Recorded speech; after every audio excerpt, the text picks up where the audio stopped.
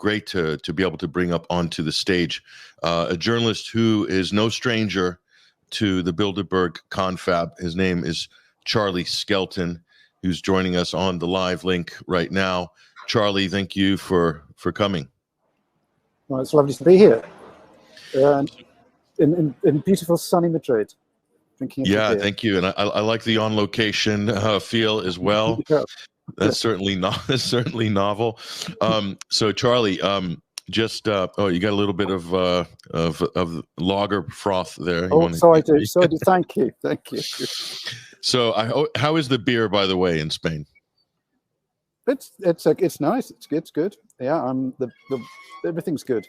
The food is delightful, and the police have been all right to me, but not to some people. We had a couple of journalists that were given a grilling in this restaurant that I'm in outside now by 4 plainclothes policemen, and they left in distress back to Holland. So, ups and downs, but I've had it pretty good myself. It's been fine. So this isn't your first rodeo, Charlie, when it comes to the Bilderberg Group. For those people who aren't familiar with you and your work, take us back a little bit. How did you first get exposed? How did you first come to discover Bilderberg? And tell us a little bit about the coverage that you've been able to do in over the years.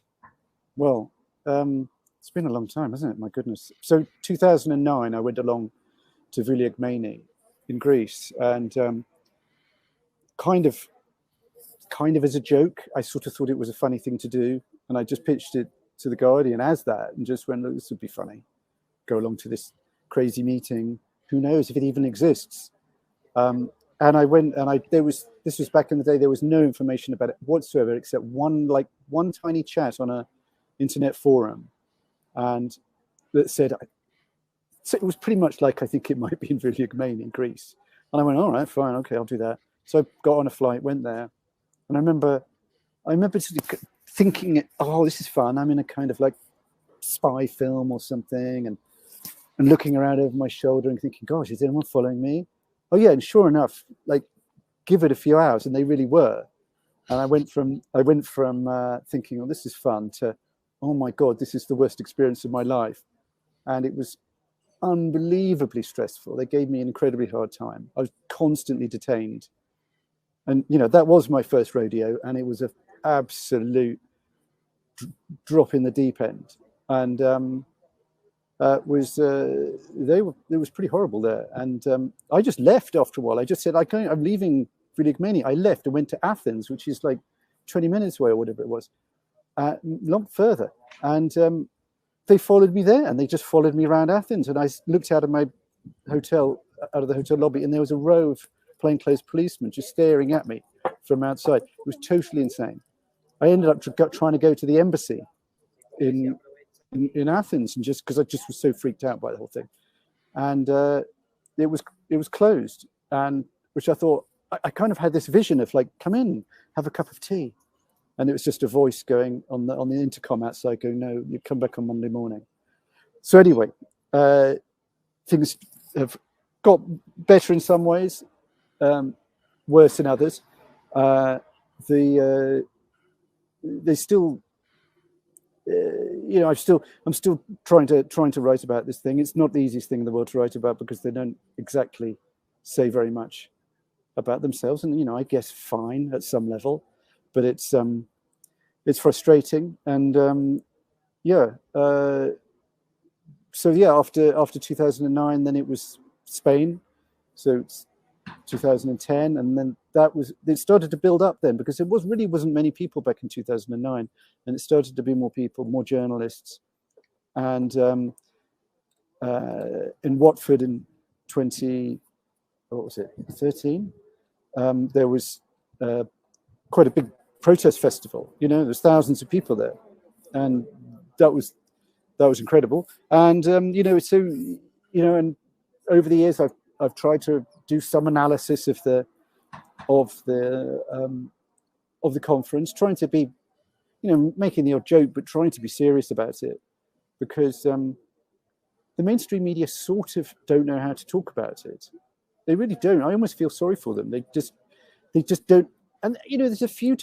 It's almost got a bit better now, where they just, if anyone does any articles, they don't really. But there's 2 articles, one in the Irish Times, one in CNBC, and they're kind of just general little, quite bland descriptions of the situation, which is fine.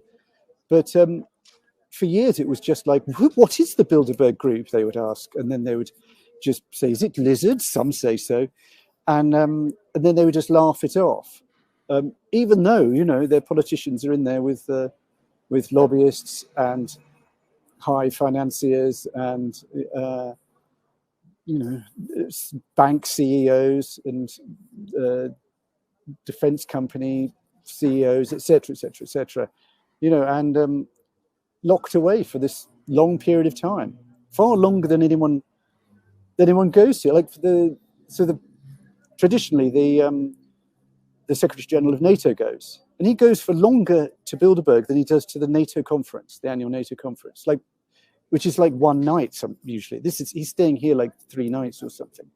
You know what I mean? It's like it's a bigger event in the head of NATO's calendar than the NATO conference. So you can make of that what you will. So how would you describe Bilderberg in a nutshell? I think it's easier to kind of talk about it now because the WEF, the World Economic Forum, Davos, has been really scrutinized in recent years, and so people are kind of, even mainstream journalists are kind of used to discussing these confabs, almost accepting elite gatherings now more than they did before. How would you encapsulate this meeting if you were to kind of in a nutshell? Well, I described it in the piece I wrote just now for The Guardian as the kind of boardroom of the transatlantic alliance.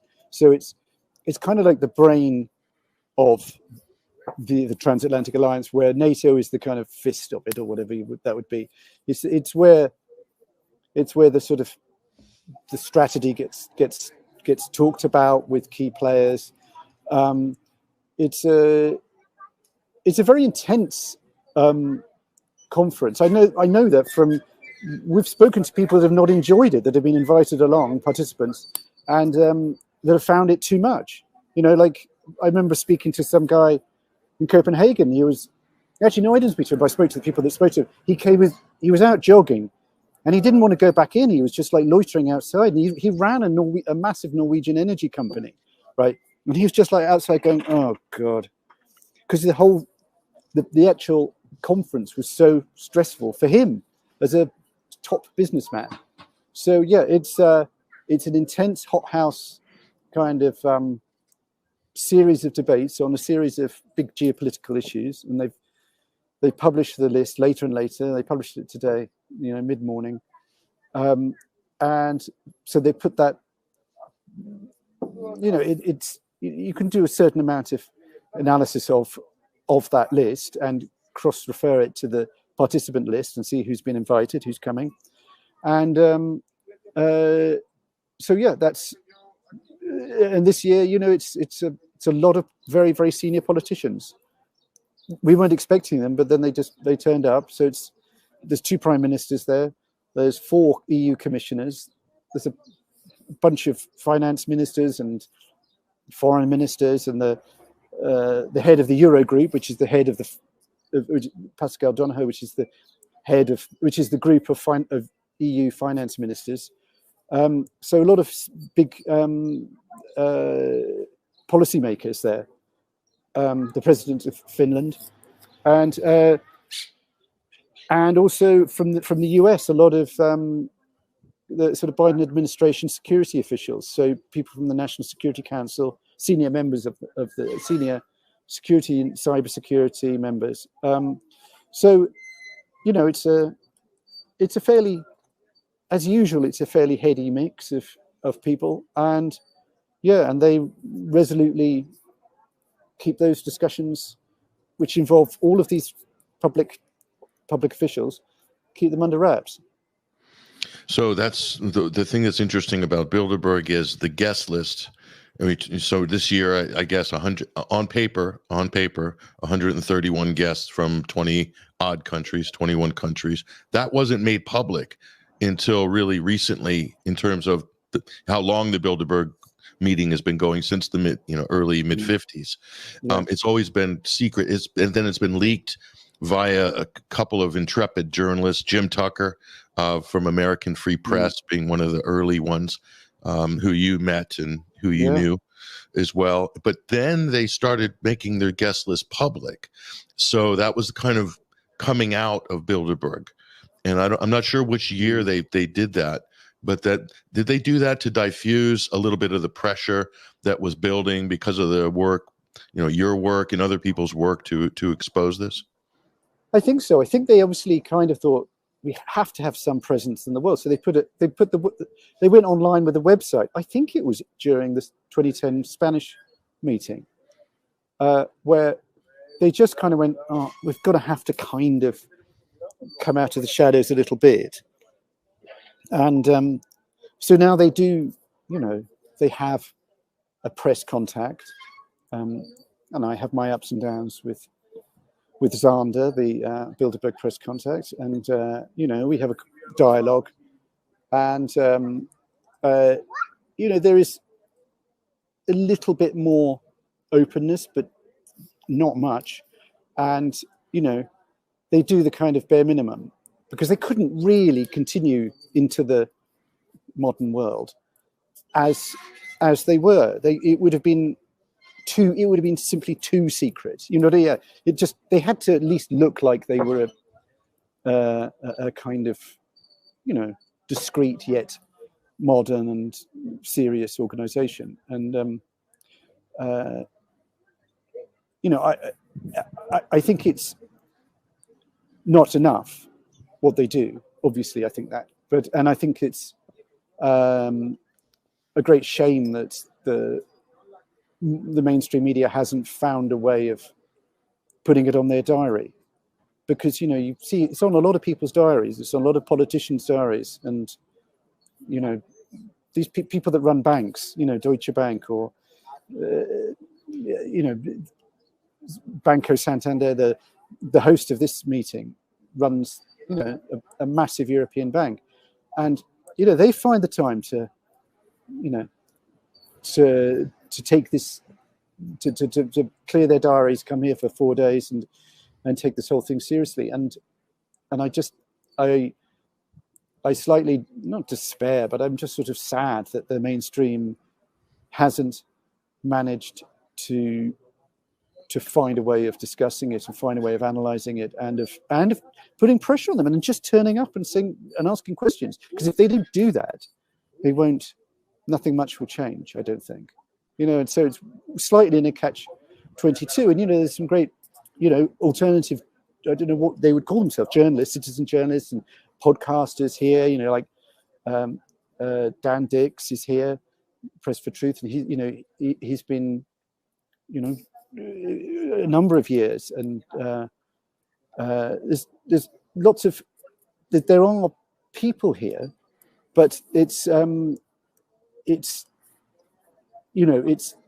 not enough,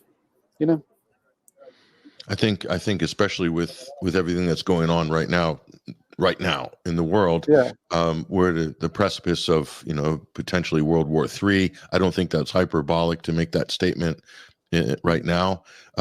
So with all that going on, and what you've been able to do very well over the years, Charlie and others, is to look at the guest list, then to look at what interests the countries, the industries, the sections of industries, and then try from that, and then what information you can glean from inside the conference, work out what the agenda is, because it seems like, I know you've made this statement before, that Bilderberg's kind of a consensus building confab, which happens annually. It's almost like this is the direction the transatlantic bloc, the Atlanticist bloc, is heading for the next 12 months. Are you on board with this? You've got Alex Karp there from Palantir. They're playing a major role in defense, plus on the censorship industrial complex as well, data mining and so forth, big data.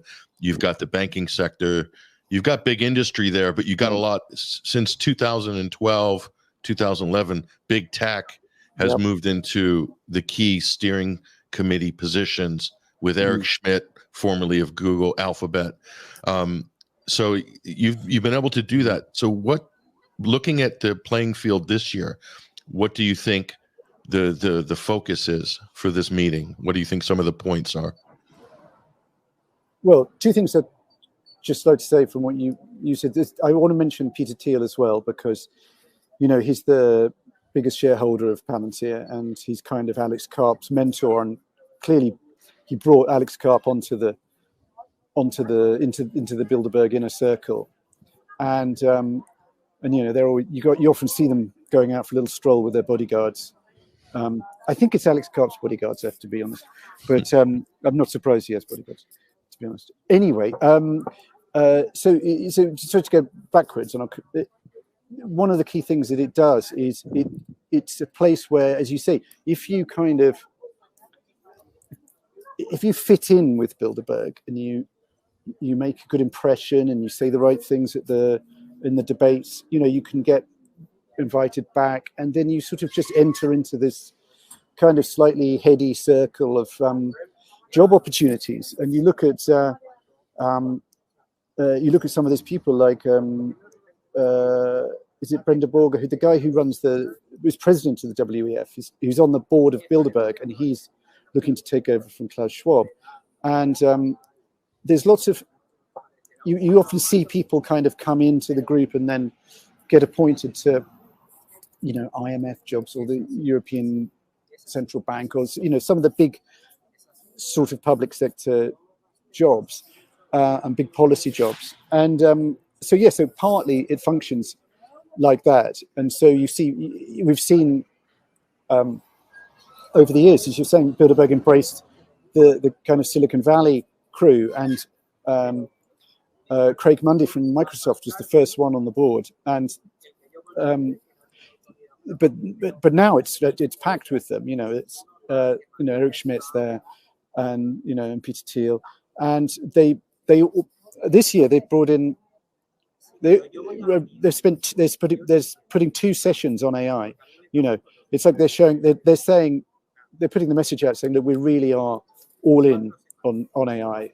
And again, I think that's a smart move by Bilderberg. They didn't just sit there, playing a game of Risk and thinking, what are the geopolitical machinations. They're going, okay, AI is in everything we do now, and it's in everything they do, and in their discussions. And and you look at they're talking this year about the changing faces of biology and stuff like that, and that's to do with tech. So they're very, for a bunch of old fogies or whatever you'd think they are, which they're not, because they've got a slight reputation. They're pretty switched on, and they're because their existential survival depends on them staying at the cutting edge of power as a group. They can't just sit and have a glass of wine and talk about, the Cold War. They have to get on and keep pushing on and keep pushing on. And they bring people into the steering committee, not for a while, but, the last one in was tellingly was the CEO of Microsoft. So, they're changing, they're adapting, and they are trying to stay relevant. And so one of their topics this year is the future of warfare. And I think it was Eric Schmidt wrote a few months ago, he said the future of warfare is drones. And they've got the guy there from, I'm going to forget the name of the arms company, the guy who invented the Oculus VR, who's now decided to go. Palmer Luckey. Yes. Yeah. Palmer Luckey, which was acquired to great wealth on his part by Meta. That's right. Yeah. So he's now gone into defense. They all seem to, they all just go, all these tech guys just go, oh, well, they must just follow the money. They must just go, oh yeah, I'll tell you what, I guess I'll have a massive Pentagon contract. That would be nice. So yeah, and he seems like mildly insane in a kind of Bilderberg friendly way, just like, I think they kind of like people who are just a bit, Yeah. bit wild-eyed, like Alex Karp. I mean, the fact that he's fitted in so well to Bilderberg is says a lot for their tolerance for insanity.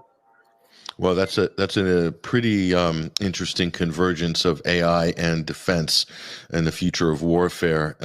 So some of the things that you've been tweeting out here, Charlie, on X, Bilderberg Agenda list is out. Comforting to know the Allied Supreme Commander of Europe, Secretary General of NATO, and the U.S. Deputy National Security Advisor will be there thrashing out the future of warfare.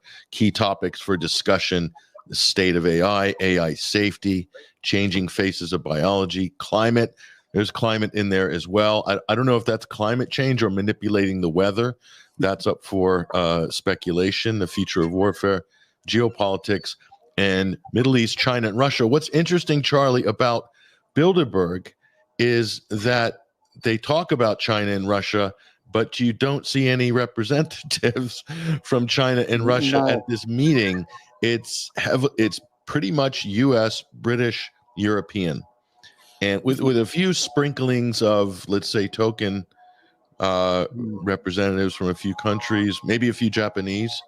Is that generally the case? No, they would be at the Trilateral Commission, but no, the Chinese were invited, I think, 1 year. I'm going to get this wrong, and I'm sorry if I do. I think it was to San Moritz, and but yeah, of course, Kissinger was a huge,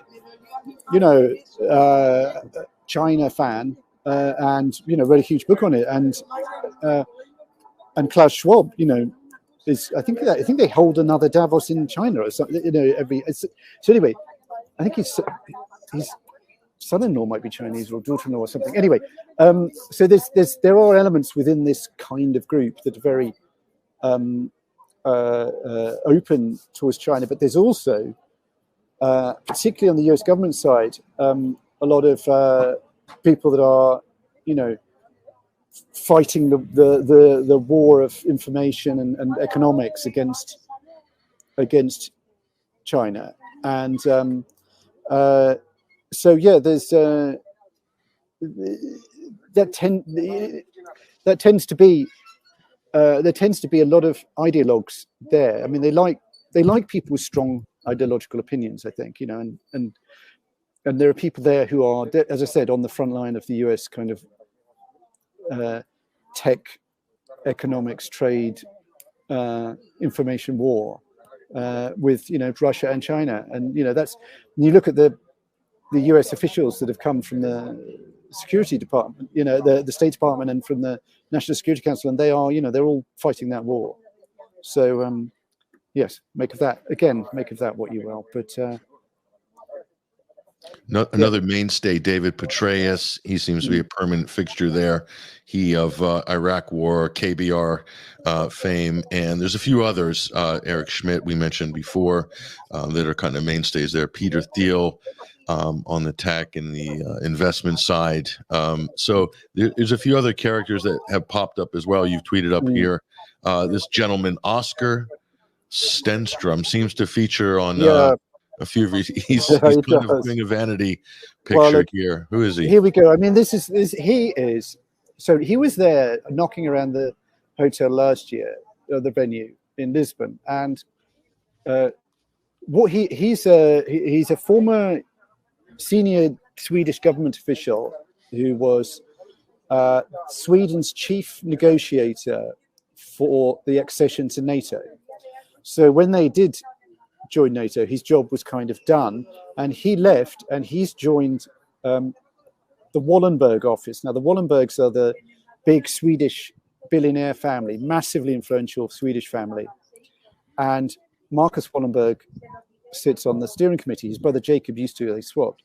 And they're hugely influential, gigantically wealthy, and he's gone to work for them as a senior advisor to Marcus Wallenberg. So he's just gone, okay, I'm leaving government, I'm going to take a big fat check. But what's interesting about him being here this year is we're thinking that it's looking like Sweden next year for Bilderberg, because I just don't know why he's here otherwise. So, this is the kind of, slim pickings that we we have to make much of. But you know, if I was a betting man, all my money would go in on Sweden next year, which would make sense in terms of, you know, they have just joined NATO. Bilderberg is absolutely enmeshed with NATO. You know, I mean, I remember in Turin, up on top of a hotel, looking over at the big Fiat building where they'd set up a tent, where Stoltenberg was giving a talk. You know, this is the head of NATO, just giving a speech to all of the people there. And just seeing it struck home how the power of Bilderberg, that they can bring the head of NATO in to just do a presentation, you know.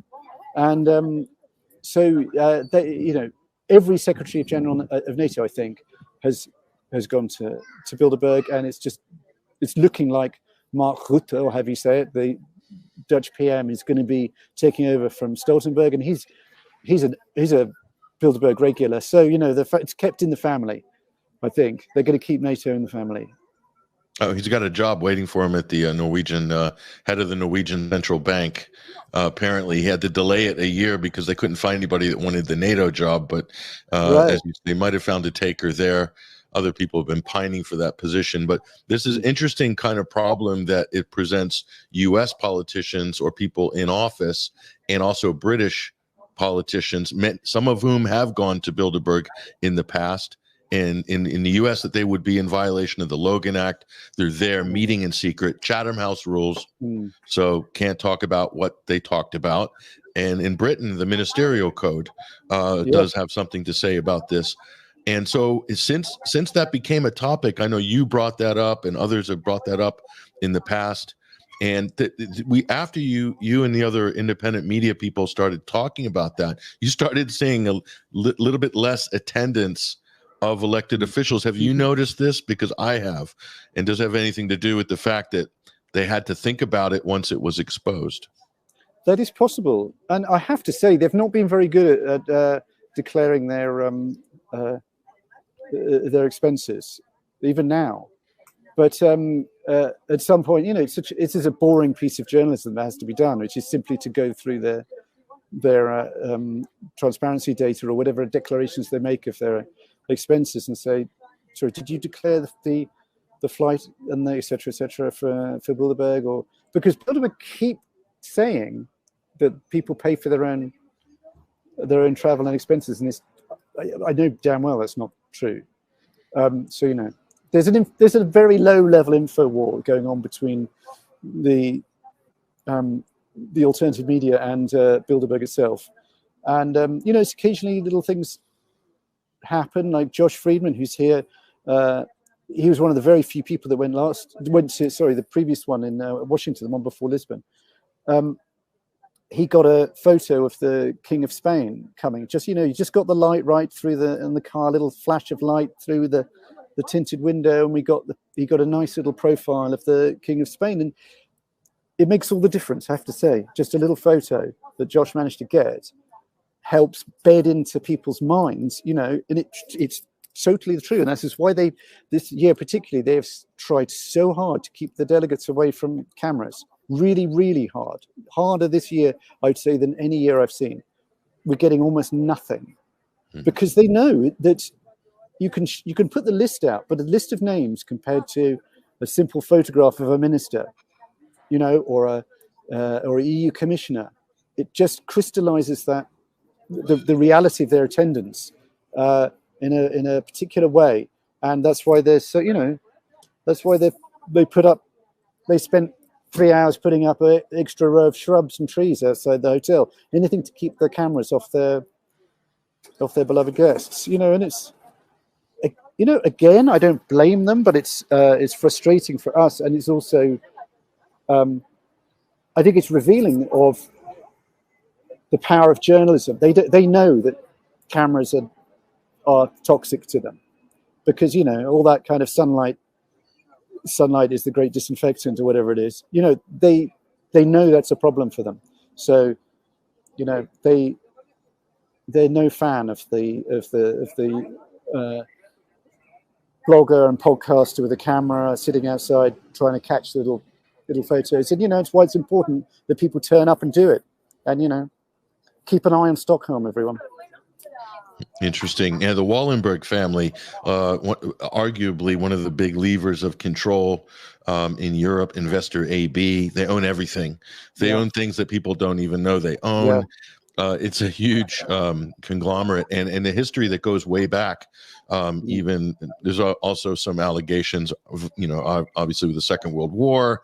That is really go digging there. That is really interesting stuff. Yes. Well, the Nazis and collaboration. So I mean, that's an interesting. A lot of people don't know it. So it's the Marcus Wallenbergs coming out of the shadows a little bit there, and people. So Sweden's really into the European fold. So yeah, we're going to take your advice on that, Charlie. Keep an eye. Well, don't go booking yet, but let's just see. In Sweden. But Josh Freeman, you mentioned, who's a regular at.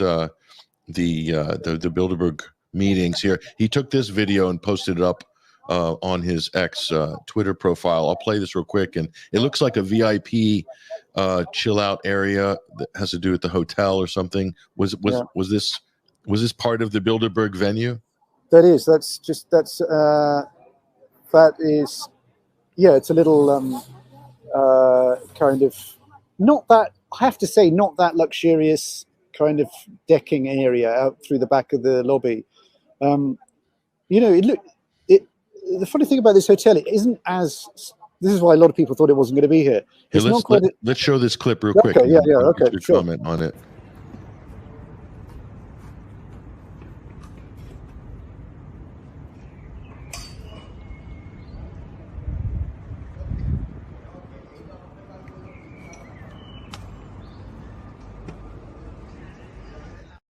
So Charlie, nice by maybe 3-star, 4-star standards in some markets, but it's not your typical Bilderberg fare, is it? No, it's not. But I think that they like the fact that it's a very controllable space.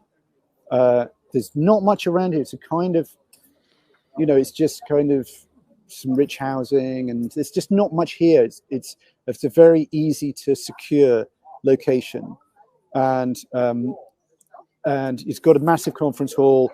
So I think it's got lots of pluses for them.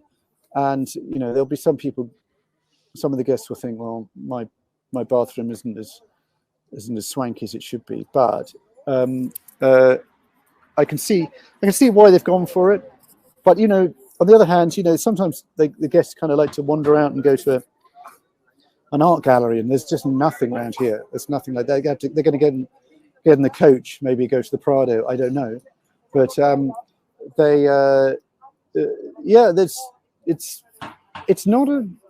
it's not a super luxurious hotel, but it's luxurious enough, I guess. So here's another thing you tweeted out. You have to explain who this person is here. Looks like the chair of Banco Santander, Anna Botin. Did I pronounce that correctly? I don't even really know. Let's go with that. Botin or something like that. She is a very, very powerful member of the international financial community. She's actually chair, of this Institute of International Finance, which is the most powerful global financial lobby group. She's also, a board member of Coca-Cola. She's brought another board member of Santander along this year, and she is the Spanish representative on the Bilderberg steering committee. So in the same way that Marcus Wallenberg is the Swedish guy, and some nations have more. I think the UK's got, is it 2? I think it's Sir John Sawyers, who's a BP director, and Zanny Minton-Beddoes, who's the editor-in-chief of the Economist. So anyway, she's the Spanish host. So this is her party. So she's putting it on, and it's highly likely, I don't know, that the bank itself is putting up some money. I know that if you look at the accounts that are public on of the British Bilderberg Association Limited, they've just become a private company as opposed to a charity, quite wisely. They've just got a big chunk of money from HSBC. So they, the business sector tends to sort of pick up the tab for this. So in in Dresden, I think it was Airbus. You know, it's like they pick up the tab for this kind of swanky event, and I think they do that because it's so great for them. You know, this is someone like Anna Botin, who's, you know, she's at the very top of financial lobbying in the world, and she's throwing a party to which all of these finance ministers and all these ministers and policymakers and EU commissioners and the head of the Eurogroup, etc., they're all coming along and they're all locked in. And you know, it's what I would, if I was a billionaire bank boss, I would be holding Bilderberg. You know. Yeah. So maybe it sure isn't going to happen for a few years, but you know, watch this space. So it's Madrid, Spain this year, perhaps Sweden next year. Ukraine also has a big presence there. NATO and Ukraine. I saw the foreign minister from Kiev, Dmitry Kuleba. He's there. So there's a lot of talk probably about the defense of Ukraine, or who knows, you know, arming up Europe for a war against Russia. I mean, is these the types of conversations that would be happening, you know, off stage or on stage? I don't know. Well, I mean, you know, the Allied Supreme Commander Europe is, you know, he's like I think he's the second most senior military officer in NATO. So he's, you know, absolutely, they're going to be focusing on this. And it's interesting that they called the session Ukraine and the World. It's like they're going, okay, you think it's just Ukraine? No. It's Ukraine and the world. You know, it's got that little kind of unpleasant whiff of World War to it. So, you know, I don't know, but certainly it's going to be, you know, they've got the foreign minister there. I think he may have gone last year. So, you know, they've got some Russian specialists there, and you know, it's obviously going to be one of the big foreign policy discussions. You know, they've got Russia as a separate session, but it's kind of, you know, I imagine it will roll on. But anyway, so yeah, it's hard to know. You know, who knows what they'll be talking about, because they just don't tell us. Trump supporters would be interested to know Stacy Abrams from Georgia, who ran for governor a few years ago, who's known as an electioneer, according to many Republicans in Georgia, one of the key swing states. Last time she appeared, I think, was 2019. I'm not sure, but prior to the 2020 election. So that's another interesting name there from the United States. And a lot of people credit her with turning Georgia.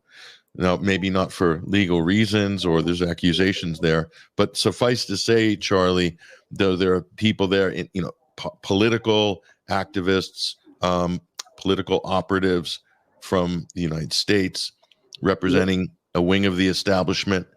Well, you know, interesting. What do you think about that? You've also got the other wing is there. They brought in a guy, Robert Lighthizer, who is the chair of the Center for American Trade. Now, he's on the board of the Trump Media Group, whatever it's called. He's a big Trump guy. And, you know, they've got Nadia Shadlow so Stacy Abrams is on the Bilderberg steering committee now. And Nadia Shadlow is on there, but she was Trump's deputy national security advisor and wrote the 2017 US kind of security policy position document.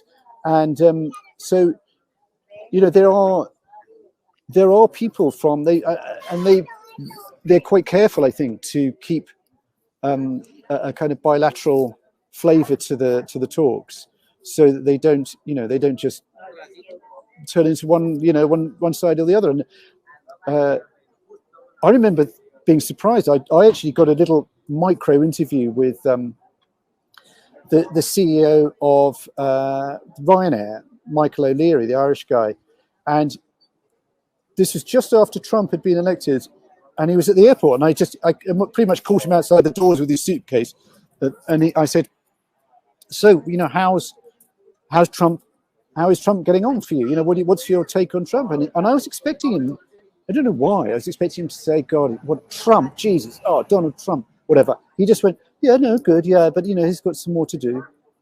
So, you know, there's you know, there's no easy way to describe the politics of Bilderberg. You know, the politics is one of bringing everyone in, kind of, they worry about a few positions, you know, a few foreign policy positions, a few financial positions, and the rest they can, you know, who cares who you vote for? Yeah, that's something to keep an eye on. Some of these sort of characters, how they're moving up in the ranks as well. And so just, I mean, appreciate you joining us, Charlie, for this. It's great to get your take on this. Obviously, you kind of been at the forefront. You're probably actually one of the first, I would say, persons to expose the Bilderberg Meeting in a mainstream, a major mainstream publication. Before that, it was pretty much suppressed. So you kind of created that breakout moment for talking about this topic globally, I think, with your work for The Guardian. And so is there going to be any other coverage and any other media outlets? We'll point people to your Guardian article as well. But is there any other coverage that we should keep an eye out for? The Daily Mail are maybe doing it. I don't know. I hope they do, because, you know, they have a huge readership, and anything they would put out would be great. You know, however, hopefully not. It won't be who are these lizards, but I think they tend to do actually a fairly good straight write up of the group, you know, of the meeting. So I'm hopeful. At some point, you know, I know this is late in the day, but maybe they will get something up there. I just wanted to say on the subject of, you know, bringing this subject into the mainstream, John Ronson did write about this like a decade before I ever turned up. So he was in Lisbon in 99,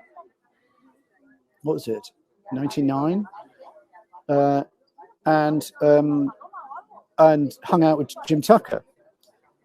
And he published these kind of experiences in that book he did called Them. Is it They or Them? One of the, and so he was really one of the first people to even, you know, to take any kind of a mainstream attitude and be a mainstream writer, and, you know, and hang out there with the alternative press. Unfortunately, you know, he kind of focused a bit too much on Jim Tucker and not so much on the meeting. But still, he's to be certainly credited for getting in there early. And then, you know, I'm just delighted when anyone with a camera turns up outside this place. You know, so if any of your viewers, you know, think, oh, do you know what, it would be a fun trip, it would be. And honestly, you've never seen anything like it. Once you see the security, you know, vans and the drones and the helicopters, and, you know, it's quite an experience. And you probably get good support from the alternative media cohort, and you guys look after each other. Yeah. So it's kind of a team effort. You help each other with photographs, and you're helping. And I know there's other people that couldn't be there, and you guys are basically helping, feeding information, photographs to other journalists around the world. So you kind of created a kind of network that's been very effective in getting the information out each year. So I think that's something that is great. We spoke to Tony Gosling just yesterday, and he was giving some more insights and information. He said he couldn't be there this year, but he's in touch with you guys, and that's been great as well. Yeah. So this was good. Good call out, Charlie, to get other independent media personalities, journalists, to get to Bilderberg. Cover. Go ahead, Charlie. It is required. Get there. I mean, seriously, if you're like on the cusp, then think about doing it just as a kind of, as you say, a gift to the whole network of people that are interested in it, who need content, who want to put stuff up, pictures, interviews, anything. You know, it's a mouth that needs feeding. And, you know, and I realize this year it's slim pickings. It really is. And I'm apologizing on behalf of all of us here, but, you know, we'll do what we can. No, and so I'm going to point people to Charlie Skelton's X Twitter feed. This is probably one of the best sources, all-around sources of information. Charlie's also aggregating other people's work as well on his feed, so you'll be able to get most of the information. Of course, the articles written by people like Charlie Skelton are going to give you really the best overall insight and analysis as to what's going on. Charlie Skelton, coming to us from Madrid, Spain. Thank you very much. It's lovely to be here. Nice to speak to you. Thank you. And there he goes, ladies and gentlemen. That is Charlie Skelton. What we're going to do right now is we're going to take a short break with the network here, with Alternate Current Radio Network. And when we come back, we'll do a final wrap-up Overdrive segment.